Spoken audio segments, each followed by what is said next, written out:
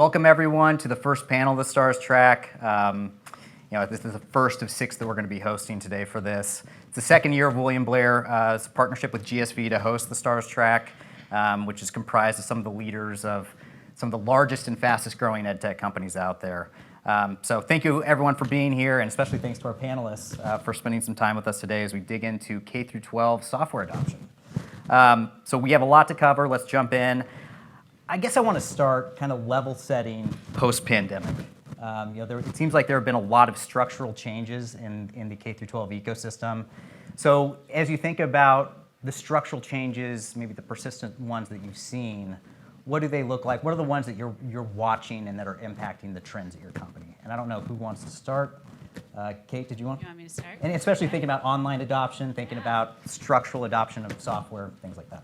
Yeah. So, and for those who aren't familiar with Presence, we are in the teletherapy services sector. So we support special education programs with K-12 districts. From our vantage point, so when we were in the height of the pandemic, there was this forced, 100% embrace of digital services. And for us, all special education evaluations, therapy, everything was suddenly happening online, and there was a lot of demand and interest in what we were doing at Presence, and we were spending a lot of time helping districts very quickly get up to speed. I thought at the time, having already, kind of witnessed and studied these online adoption curves in the test prep sector, in the online tutoring sector, from my previous experiences, I've thought a lot about these adoption curves and how you go through these cycles in K-12 of, there's some resistance to online, then there's maybe acceptance of online delivery modalities as like an acceptable backup. Then you get convinced that it could be equivalent, and then eventually you get to, really exploring the ways that it could be better. I thought that we had this kind of sudden acceleration of that adoption curve that was gonna, just dramatically, move us to that final stage of, really exploring the benefits. I feel now, a couple of solid years out of that cycle, that didn't really happen, and because it was so forced and so fast, and with that comes like a lot of variability and quality of experience. I think that it was like a false forward, and now we're settling back and getting back to progressing along that adoption curve, which is probably the right way to do it and the real way to do it. But it was a little disappointing, I'll say, for companies like ours to realize, like, oh, we didn't get to leapfrog ahead. We still need to kind of bring the sector along to digital adoption. Hi, everyone. I'm Ashley Andersen Zantop. I'm chairman and CEO at Cambium Learning Group, and we provide curriculum, professional learning, and assessment to K-12 students. We serve just over 30 million students and about 2.7 million teachers around the world. We're in about 95% of U.S. school districts. And we see something, maybe even stepping back a step more fundamental, Kate, than what you were talking about. We do see a step function up, I think, post-pandemic, and certainly in terms of pandemic spending and adoption curves and cycles. Some of the things I think that are really fundamental, especially to those who have been in EdTech and have been treating EdTech as their passion for decades and decades, is, of all the things that are challenges and difficult relative to the impact of the pandemic, the things that are travesties, the things that are tragedies that we see around us every day, some of the things that did happen are people spent pandemic-related dollars on infrastructure associated with supporting digital implementations. So we now see a pretty dramatic change in one-to-one device ratios. So for those of us who are in the space, we care and pay attention to how many devices per student and teacher are available if you're trying to deliver a solution that's a digital solution. We care and pay attention to how much access to broadband actually exists in K-12 schools and school districts around the country. And we're nowhere near perfect, but we've seen a step function up in some of those fundamental barriers to really high quality technology and tech-enabled solution implementation, because some of those fundamental barriers are things that it doesn't matter how great your solution is, if those things don't exist, you can't succeed, and you can't make a difference for the audience you're trying to serve. So those types of changes, I think, have been really important infrastructure changes coming out of this. And I think the corollary to that, or something that goes hand in hand with that, is a practice or behavioral change. There is an expectation and a recognition on the part of decision makers, teachers, students, providers, that some amount of what we do can and should be delivered digitally, because we should take advantage of the opportunities that technology affords us to transform student experiences and to accelerate outcomes especially for the people who need it the most. And that, I think, is also fundamentally different than where we were 4 years ago, and that certainly makes a difference for our organization and for the people we serve. Good to see everyone. I'm Lester Liu. I'm SVP and a lead corporate development and M&A for PowerSchool. As far as some of the issues that we're seeing, learning loss continues to be a a major issue that we see with our client base. And so even though that we're back into the classroom, that's something that we're obviously trying to address through technology. And so our platform is a major part of that. We think there's great opportunities, obviously, driving personalized learning through our solutions. And so for us, we are launching some new tools. Obviously, hopefully everyone's seen PowerBuddy and a lot of the AI efforts that we're putting behind that. And so that's one big initiative for us. The other one more broadly, I would say, is teacher shortages obviously remain a large problem for us as well. And so from that standpoint, we provide an end-to-end platform, and so we're seeking to drive efficiency through our broad platform. Got it. That's helpful. I wanted to maybe move to the budgetary environment, because I feel like that's been a bigger and bigger topic in the K-12 landscape. What are you seeing from a budgetary perspective? You know, as you think about the strategic initiatives that school districts are pursuing, do they have the budgets to do it? Do they have the budget to spend incrementally on software? What do you think the impact will be as the ESSER stimulus funding, maybe, I think, has to be earmarked by September, spend, I think, pretty quickly there.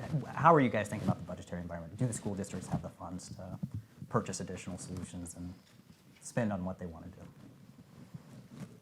Yeah, I mean, I think there are often these cycles, where I would say we are definitely moving into a time of tightness in K-12 budgets and scrutiny, and I think decisions in the coming year are feeling like there's going to be real scrutiny of what's viewed as nice to have versus need to have. I feel very spoiled when I talk budgets with peers around the K-12 sector, because I've seen serving the special education segment is really quite different from at least for me the other areas of K-12 that I've sold into with past companies, in that it's need to have it's mandated. It has all of those, sort of mechanisms in place. It has multiple budget sources. That there wasn't really a big, heavy use of. There wasn't a big benefit, I'd say, from ESSER, but therefore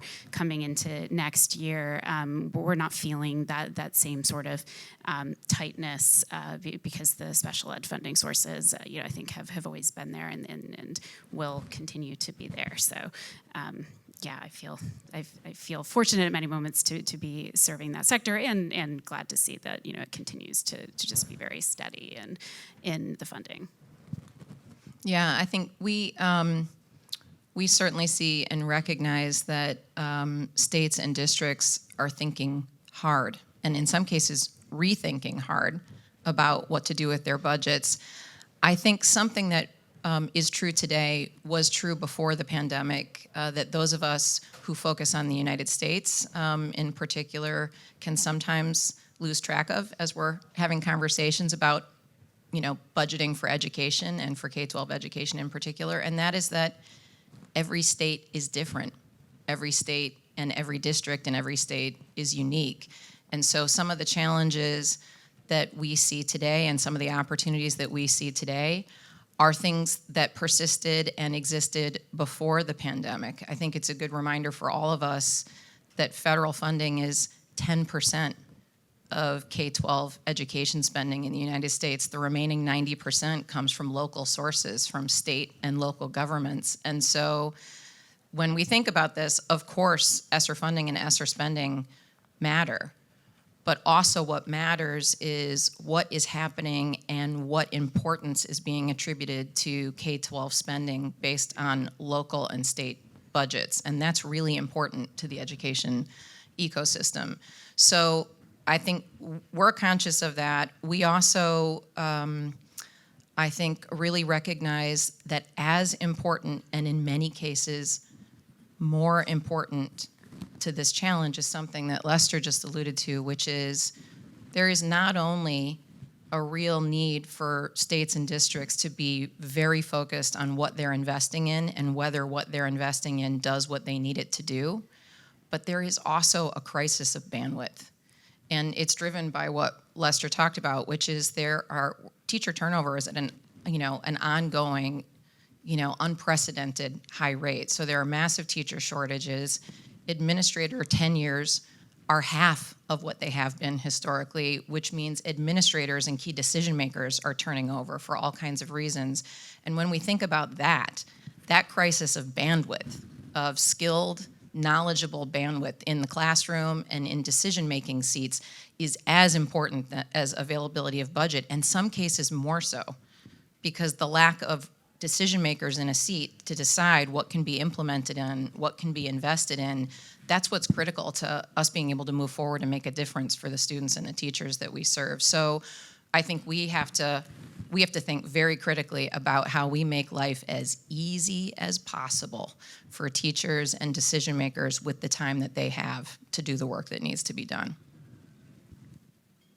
And I get, maybe, what does that look like in practice? Like when you think about your product roadmap, when you think about what you're trying to help solve for teachers, I guess, what does that look like? Yeah, I think a couple of things. I think now and in particular, because of both that bandwidth crisis and spending pressures, budgetary pressures, there are a couple of critical things that really matter, which is efficacy. What your solution says it does needs to happen. You have to do what you said you would do for the people who hire you to do a job and make a difference for the people you're serving. And so that doesn't mean just, yay, we tested this on one or two people and it seems like it's doing what it needs to do. You really need to actually invest in efficacy. Do the research, be able to demonstrate it, and make sure that it's happening in real time where you're implementing. And that's, I think, gets to the next important piece, which is we've invested tremendously over the last couple of years in implementation, because an effective solution is just an effective solution if it isn't implemented with fidelity. And so I think that's the other critical thing, not only making a solution that works. The science is there, the research is there, it does what it says it will do, but then implementing it with fidelity. And in a world where bandwidth is at a premium for the people who are on the front lines doing this work, that implementation with fidelity really needs to be empathetic to decision maker time and teacher time. It really needs to be as empathetic as possible. And I think for organizations who have really focused on investing in that, this is the moment to shine, because this is where that's going to matter more than anything else. Maybe one more follow-up to this. Is efficacy getting easier or harder to prove? I would think with software, with more measurement, that it might be getting, there's more data at least out there that we can use to say engagement is this, scores are doing this. Is it, and I guess I'll open this up to all the panelists, is it getting easier or harder? Yeah, I think you're right that there's more data, but more data doesn't always necessarily mean more of the data that you need. So sometimes more data is more noise. So I think efficacy, certainly being able to engage with students or educators or whomever else you are your stakeholders in a digital environment where you can actually measure interactions in real time, certainly facilitates being able to actually demonstrate efficacy and do the research you need to do, but you still have to ask those critical questions. Which data is the right data? Which interactions do we need to be measuring? And how do we isolate for other variables? Because whatever you're doing is likely not the only thing that's happening in the environment, and it shouldn't be the only thing that's happening in the environment and on a day-to-day basis. So, still tough. Yeah. Got it. Obviously, from our perspective, the data is key, and we feel that obviously with our end-to-end platform, we have an abundance of data, and so our focus again is trying to bring these AI tools and different capabilities that will ease the ability to assess that data. Got it. Maybe wanted to move to, I don't know if we're getting a bunch of feedback here, but it seems like another pain point that at least I see or that I hear out there is getting parents more involved, getting parents more visibility into what's happening with their child at school, all their extracurriculars. Do you hear that frequently, I guess, and do your solutions cater to all of that? Maybe I'll start with you, Lester, especially as we think about my PowerSchool. Yeah, certainly. So one of the reasons I joined PowerSchool, I've got two boys who are high school students. I'm a PowerSchool user as a parent. And so for us, the whole vision behind my PowerSchool is obviously having an integrated interface that can bring all of the information in one place, which obviously just makes it so much more useful, improves engagement for parents as you're interacting with your teachers, with the administration, obviously helping to guide your student or your child. And so for us, that's the entire value proposition behind my PowerSchool.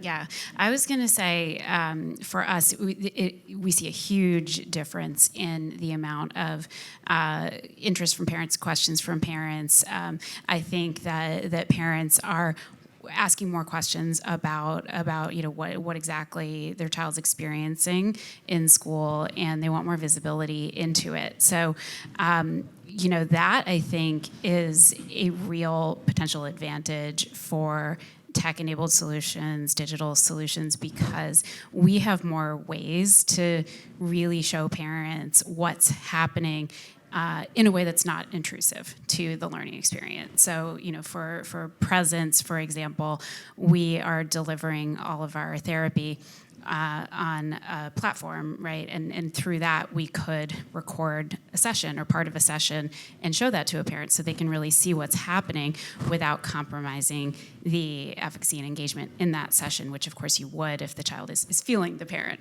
watching them. And things like that can really enable parents to understand and have confidence in what's happening. It can better equip them to support it and continue the work outside of the school day. So, something that we are definitely spending a lot more time on is parent training, parent engagement, parent communication. I think it's a really great thing. I mean, so much of everyone's work for a long time has been about, how can you get parents to be more engaged and more supportive and to continue that work outside the classroom. So I think that has been a big shift, but a really positive one.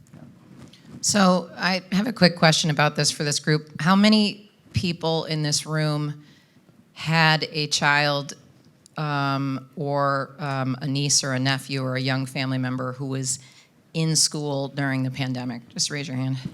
Okay, great. That's useful to know. So my question is, how many of you got more of an insight into what this child who you're close to was actually doing in school, for better or for worse, remote school or whatever it was that they were engaging in during the pandemic? Just raise your hand if you got a better glimpse into that than you had before. Okay, some people, about half of you who raised your hands before. So I think that is another one of these sort of step function changes post-pandemic, particularly in K-12 education, because a thing that used to happen in a classroom without a parent, sort of all day long, and then kids came home and maybe you asked them about it. How was your day? Fine. What did you do? Nothing. Okay, great. We need to work on vocabulary acquisition and descriptive sentences. So, I think there's just a different expectation, a different level of expectation now on parents' parts, and a little bit of a new appreciation for what does happen during the school day or what needs to be happening during the school day. And there's certainly more, I think, parent curiosity and parent engagement, which is wonderful, because again, that's something that we've been striving for in education. I can say this as a former educator and classroom teacher for a long time, on the one hand. On the other hand, it's like the data question. Not all data is good data. Not all data is relevant data. I had a really wonderful parent and member of our Edtech community say to me yesterday something along the lines of, I got 1 million emails from school, and I just opened one of them yesterday and was surprised to learn X, Y, Z, because she's not even sure which communication coming to her is meaningful and is relevant and is worth looking at. So I think there is a call to action for all of us to ensure that we are engaging parents in meaningful ways, that we are not just sending information to send information, but that we are communicating in really effective and engaging ways, and that we're recognizing that those communications need to be communications designed for parents, not necessarily communications designed for teachers or administrators, which is what lots of education organizations have grown up learning how to do. So it also means bringing that expertise into the equation, right? When we think about the UI and the UX of parent-facing communications, that probably needs to be a little bit different than UI and UX for decision maker or administrator communications. Got it. That's helpful. Maybe I want to ask a couple questions on the software ecosystem, just because it's big, it's complex. So I guess when you think about school districts, do you think they will slim both their software content vendors, maybe some of their software vendors and content vendors, slim it down over time to maybe consolidate this tech platform a little bit? Is that happening at all? And where do you think within this ecosystem high quality point solutions fit in? I will open that up to anyone who wants to. Lester?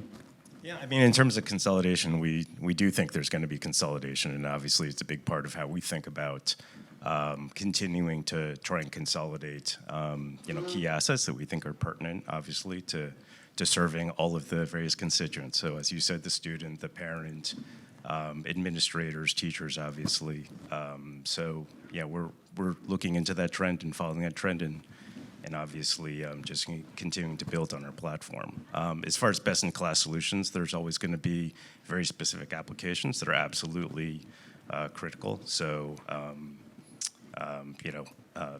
health of children is going to be an important one. So SEL will definitely be an area that will certainly stand as an important point solution. So definitely support those. For us broadly, as we think about consolidation, we're looking for incremental areas for TAM growth. So we're interested in broader areas such as international, potentially security, potentially payments. So we are looking at a broad scope of different areas for continued TAM expansion and consolidation.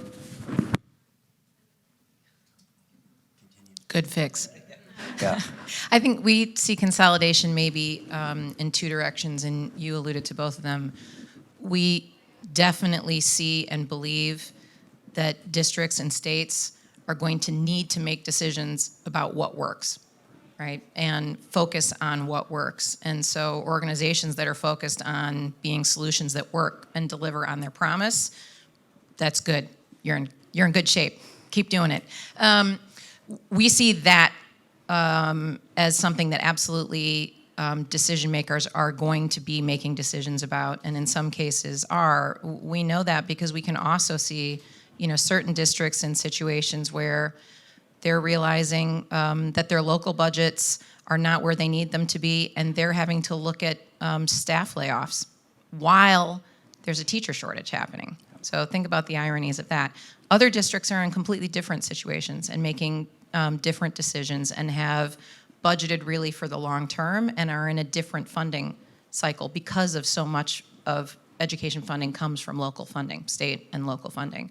So I think truly when we talk about states and districts being in different situations, they truly are. The other type of consolidation going the other way is something that Lester was alluding to. There are a lot of really interesting entrepreneurial solutions that have grown up over the last few years.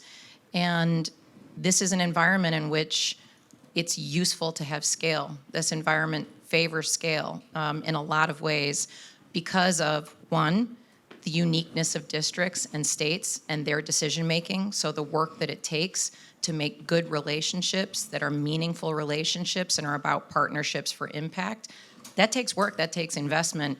The other things that I think we see happening now are also really important investments that have to take place in security, information security, cybersecurity. You know, schools are under constant threat of this, and you know, you can't be a solution really that allows you to be effective if you can't safeguard your teachers and your students' data.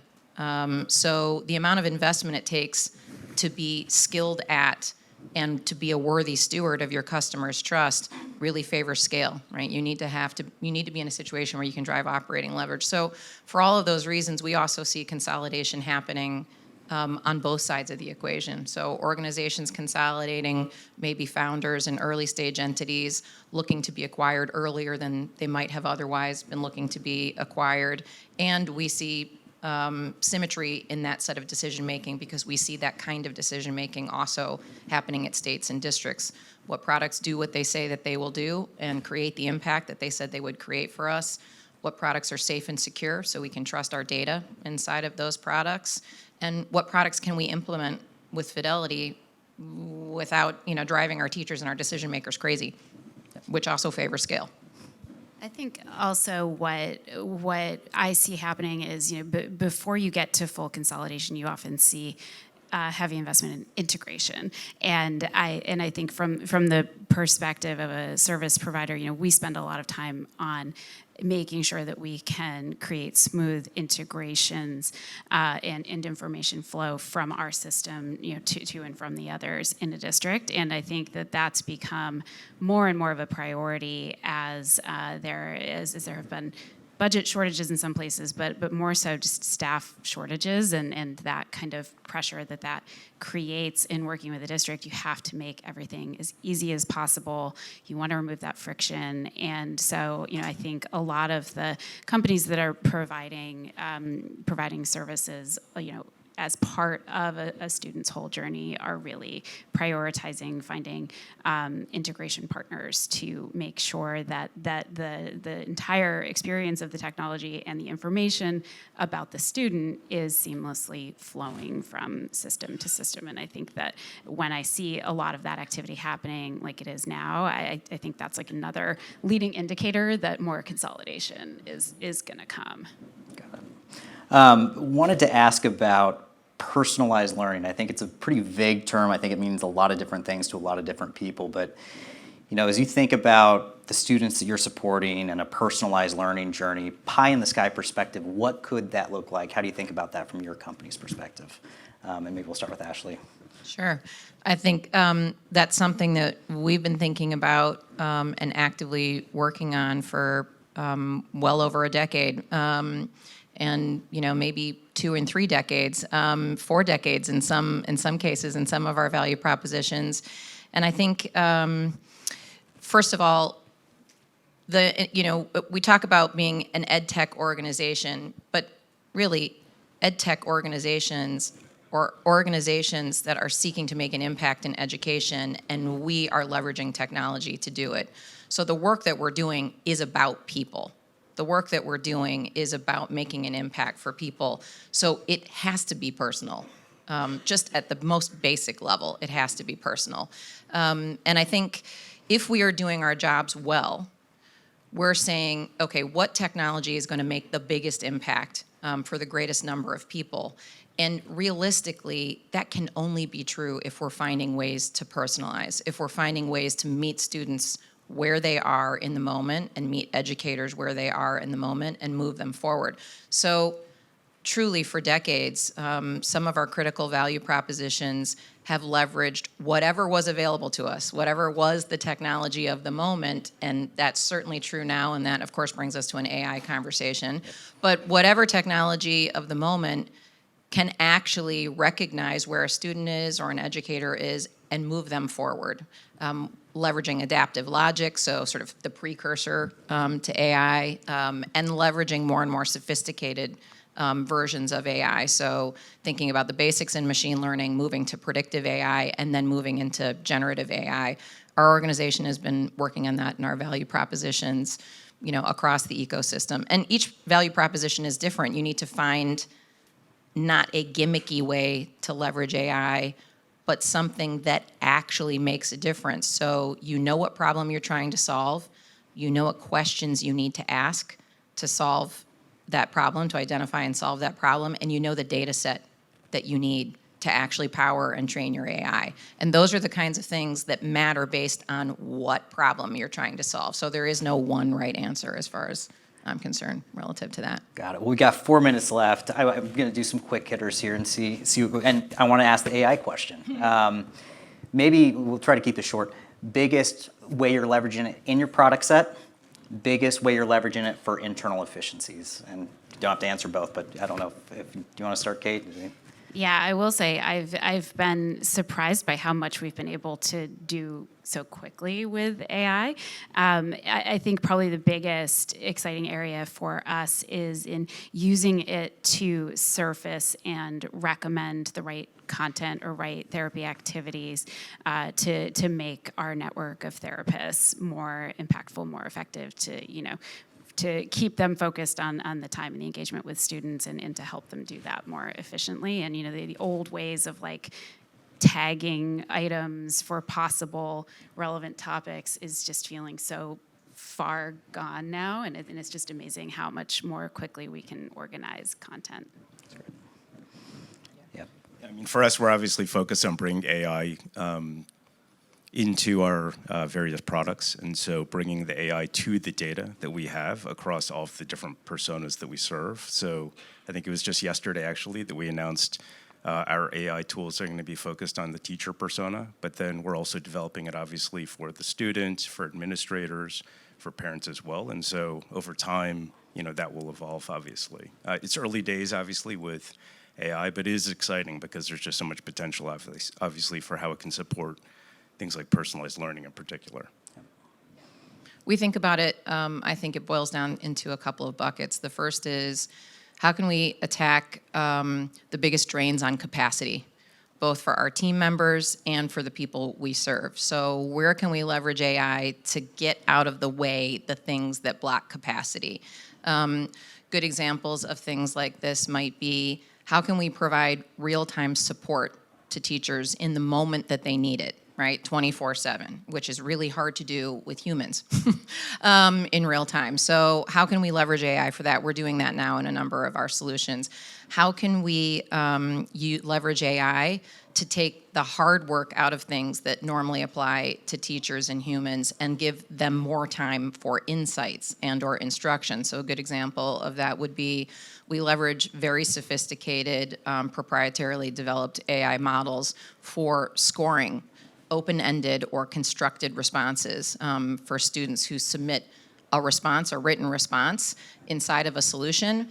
That's a challenging thing for a human to grade in real time and submit a response back in time for that response, whatever that is, to inform a next piece of instruction. But if you do that with a very well-trained AI that can deliver results as accurate or more than humans over time, then you can inform instruction for millions and millions of responses in real time in ways that really matter and that can shape the future direction of instruction. And that is one of those biggest gating factor pain points. So those are, the kinds of examples. And internally, we look for the similar kinds of things. Where are bottlenecks? Where are things that we get stuck or we can't move as quickly as we want to? And let's use AI to address that. So we've got a couple of operational enhancements that relate to that are really exciting and really fun. That's great. Last one here. We got 30 seconds. Lester, you guys are public, so I'm not even going to ask you this one. How is your company balancing growth investment versus letting profitability build and ramp here? And I'll start with you, Kate. How do you think about that balance?